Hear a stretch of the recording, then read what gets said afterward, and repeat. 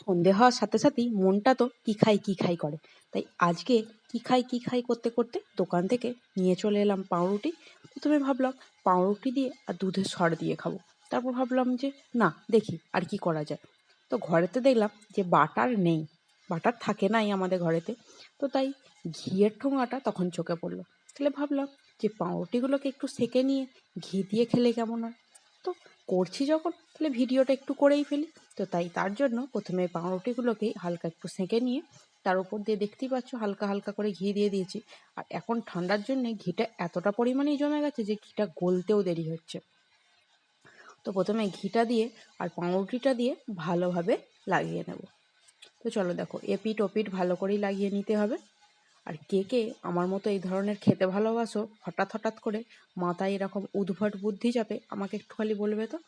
তো তাই প্রথমে আমি ঘিটা কৌটো থেকে বার করতে রীতিমতো আমায় কসরত করতে হচ্ছিল। তো তাই চলো, তো এগুলো ভালো করে লাগিয়ে নিই, তারপর একটা প্লেটে নিয়ে, তো চলো এই যে প্লেটে নিয়ে নিয়েছি। এইবার চলো এর ওপর দিয়ে হালকা করে চিনি ছড়িয়ে নিলাম, দু পিঠি দিয়ে হালকা হালকা করে ট্যাপ করে নেবো যাতে না চিনিগুলো ঝরে পড়ে যায়। তো চলো, এগুলো আমার সব রেডি করা হয়ে গেছে, এবার আমি সাজিয়ে নিই। এরপর পরের রেসিপিটার জন্যেও তো একটু তৈরি হতে হবে নাকি। চলো এটাকে আগে আমি খেয়ে নিই, তারপর যাব পরের রেসিপিতে। তো দেখো, এইভাবে সাজালাম, আবার একবার এইভাবে সাজাচ্ছি। কিভাবে সাজাবো সেটা আমি নিজেই বুঝে উঠতে পারছি না।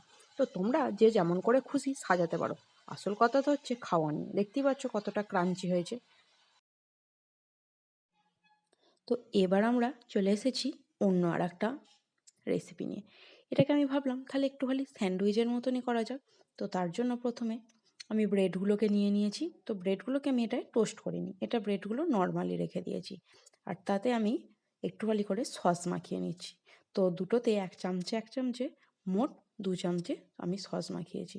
এটা হলো কিষান সস, তোমরা যে কোনো সস ব্যবহার করতে পারো তোমাদের পছন্দ মতো। আর আমি তার সাথে নিয়ে নিয়েছি, দেখতেই পাচ্ছ, খুবই অল্প পরিমাণে গাজর, খুবই অল্প পরিমাণে ধনিয়া পাতা, পেঁয়াজ স্লাইস করে কাটা, আর এক টুকরো টমেটো। আমি আবার টমেটোটা কাঁচা খুব একটা খেতে পারি না। আর এই যে আলুর মিশ্রণটা দেখতে পাচ্ছ, এটা কিন্তু মানে এটার জন্য আমি কিন্তু কোনো কসরত করিনি। এটা হচ্ছে আমাদের আলু চচ্চড়ির আলুগুলোকে আমি তুলেছি আর ম্যাশ করে এর মধ্যে লেপে দিয়েছি জাস্ট। তো তোমরাও এইভাবে করতে পারো, ঘরে থাকা যে কোনো জিনিস নিয়ে যে কোনো সময় যে কোনো নতুন জিনিস বানাতেই পারো। তো চলো, খেতে ভালো হওয়া নিয়েই কথা। খেতে তো অসাধারণ হয়েছিল, তোমরাও মাঝে মাঝে ট্রাই করতে পারো। তো চলো এবার এটাকে সাজিয়ে নিই।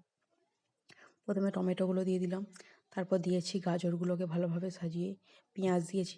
আর তোমরা কি কখনো দেখেছো পাউরুটির সাথে কিন্তু পেঁয়াজের সেন্টটা একটা অসাধারণ লাগে। তো চলো এবার একটু ধনিয়া পাতাগুলোকে ছড়িয়ে দিই। দেখতেই পাচ্ছ কতটা টাইম নিয়ে ছড়াচ্ছি যেহেতু ভিডিও হচ্ছে। তো চলো এবার একটু খালি এটার শটটা নিয়ে নিই। দেখতেই পাচ্ছ কাছ থেকে কতটা সুন্দর দেখতে লাগছে, আর কালারটা দেখো শুধু একবার। তো চলো এবার এটাকে দেখো, পুরো একদম স্যান্ডউইচের মতো দেখতে হয়েছে। এবার চলো আমি এটাকে খাই।